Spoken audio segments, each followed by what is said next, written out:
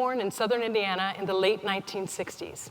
And even though Indiana is considered to be a northern state, it has a racial history that is more in line with that of a deep South state. So for example, in the early 1900s, Indiana experienced a surge of lynchings and cross burnings. In the late 1920s, the Ku Klux Klan moved their headquarters there. And throughout the 30s and 40s, many of the small municipalities became sundown towns. Those were towns where black people could not be on the streets at night, or else they would be subject to discrimination, violence, and murder. So these early events cast a shadow on the era that I grew up in, and it made for a very difficult childhood, because I attended predominantly all-white schools, and I spent a lot of time and energy trying to make myself accepted and liked. And I was. I was one of those overachiever, team player types, but I never felt truly accepted. So when I got into high school, I decided that I was going to attend an historic Negro college. That's what we called them back in the day, because I was an idealist. So I thought, this is going to be great, because I'm going to go down to Atlanta and I'm going to meet other brilliant minds from throughout the African diaspora, and we're going to collaborate together and somehow change the world. And I thought it was going to be great, so I got down there, and that is exactly what did not happen. It did not happen. The reason why was the college I attended had a corrupt administration. Its president was embezzling funds from the school, and this set off a horrible chain of events that caused me to lose everything that I had worked for. So I lost my campus housing, I lost all of my scholarships, but the thing that I lost that was of most value to me was my absolute stellar 4.0 GPA. And I had to go back to the one place I didn't want to go to, which was southern Indiana. So I get home, I didn't even tell anybody I was going home. I just showed up, and my mom was like, why are you here?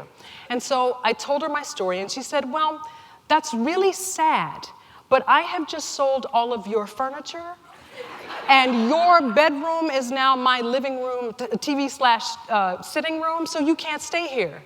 So in protest and partially out of shock, I went to go live in the garage.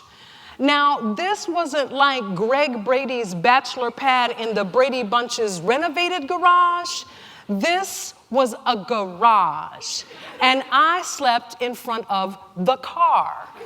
I got some old patio furniture and some cushions, and I made a bed, and I began to sleep about 12 to 14 hours a day because I had become clinically depressed. Now, when you're clinically depressed, it's not that you are just sad.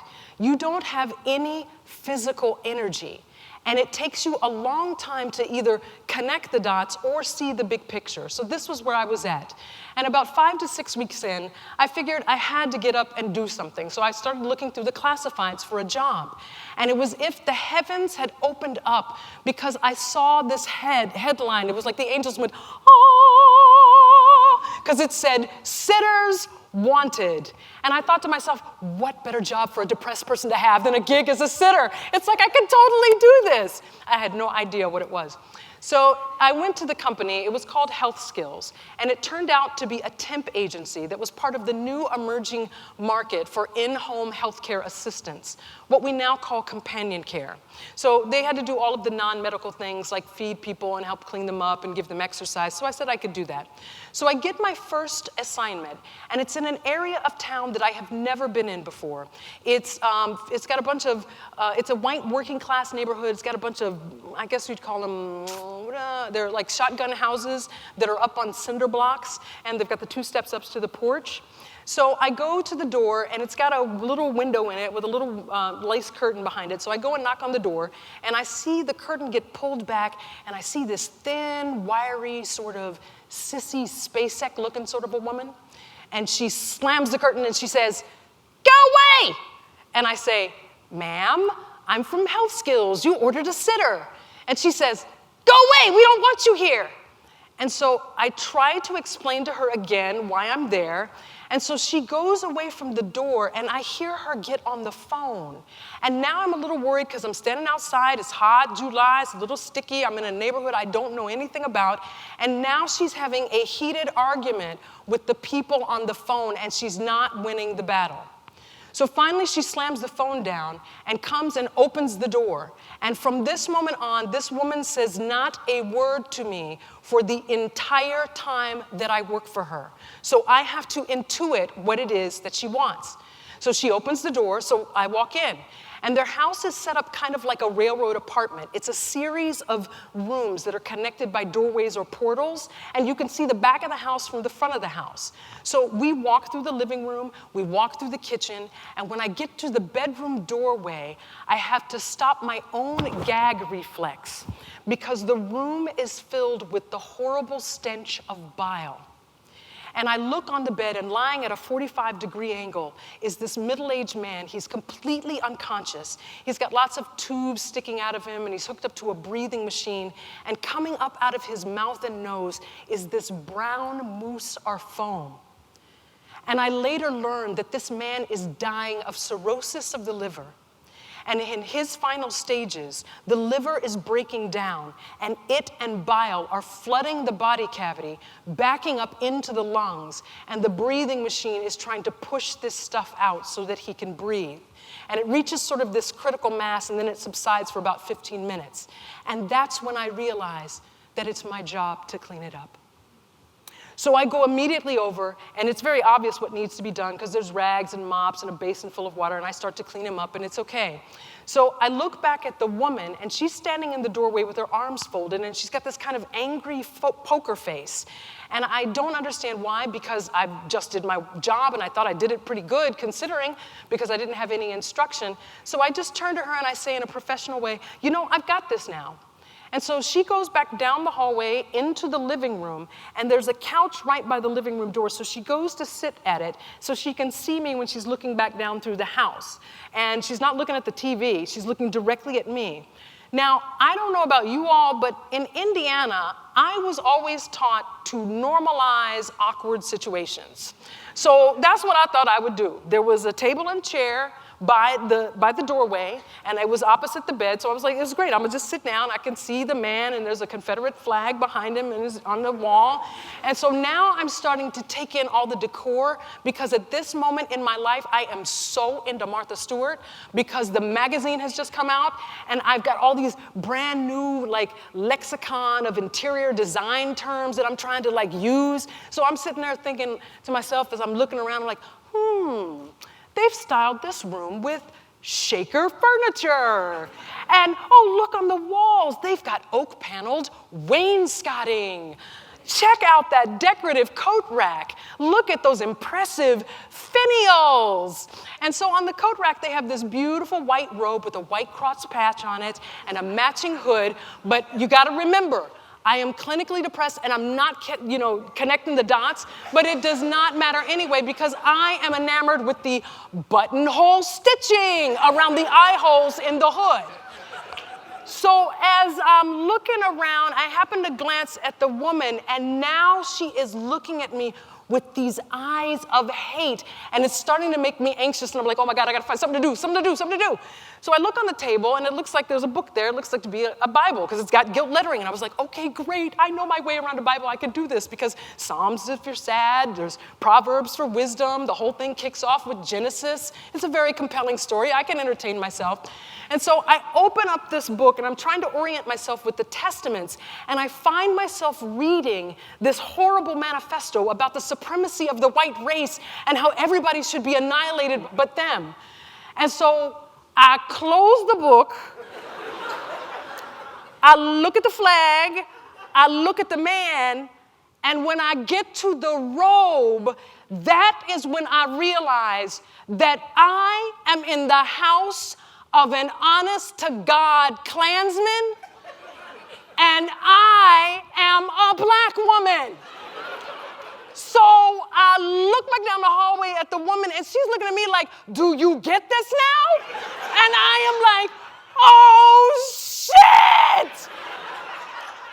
So now the breathing machine goes off, and the mousse is coming up out of the man's mouth and nose, and I'm thinking to myself, thank God I have something to do. I really have something to do, and I'm so happy. I look very calm on the outside, but inside my mind is racing like one of those cartoon characters from the 30s. My eyes are like, oh, God, And I'm freaking out in my mind. I'm having these crazy conversations. I'm like, oh my God, he's a Klansman. He wants to kill me, but I'm a woman. I need a job. And the Klansman to kill me. And I'm freaking out. I'm like, oh my God, what if he's got Klansman friends? And what if they come over to give their condolences? And then they want to hang out and maybe play Klansman poker. And it's just like, I do not have time for a Rosa Parks moment, people. I just need a job. I just need a job. So in the middle of all of this freaking out, I hear this calm voice that says, you need to pull this together because you can do this. And I realize it is the voice of my inner overachiever. And it says to me that you can totally do this. You are not going to let a little racism stand in your way. You are going to do this job. You are going to do it well. You are going to get an A+. You are going to get a paycheck. And then you're going to get the hell up out of here. And that is exactly what did happen. It did happen for 4 times on the hour. 4 times on the hour for 4 hours that day. That is what I did. And I came back the next day. I didn't say anything to anybody about my experience. And she opened the door and we did it again. She went about her business. I went about mine. And we continued on to the 3rd day, and that's when I began to notice that this woman was getting a little haggard. She had come to open the door, and then she would just crash on the couch. And that's when I realized that there was nobody coming to help this woman. That the only respite that she had from this hell was the 4 hours that I was there. And that's when my determination gave way to compassion. And it no longer was about what I could do, what I could achieve, what I could overcome. It was about rendering service to someone in need without judgment. And on the 5th day, the agency called me and they said, Steph, we don't need for you to come in because the man has passed away. But the woman she keeps singing praises about you. She said she really loved your work. She wanted you to know that it was the most rest that she had ever had was when you were there, and the best care that he had ever had, which included the time in the hospital. And she gave me a tip, which I didn't get to keep, but I walked away with a valuable piece of insight, which was this. Proximity informs your perspective. And what I mean by that is, we were these 2 desperate people in a highly charged situation. And our social conditioning taught us that we should be as far away from each other as possible. But by reluctantly choosing to stay in close proximity with one another, we had the opportunity to observe one another. And those observations changed our perceptions about ourselves and the world around us and gave us a new perspective. So whatever your dreams are, if you want to change the world like I wanted to, or you want to change just your part of it, you have got to remember this. It's teamwork that makes the dream work. But that dream won't work unless we connect. And that connection starts by us setting aside what we think we know about each other and start to actually get to know one another. Thank you.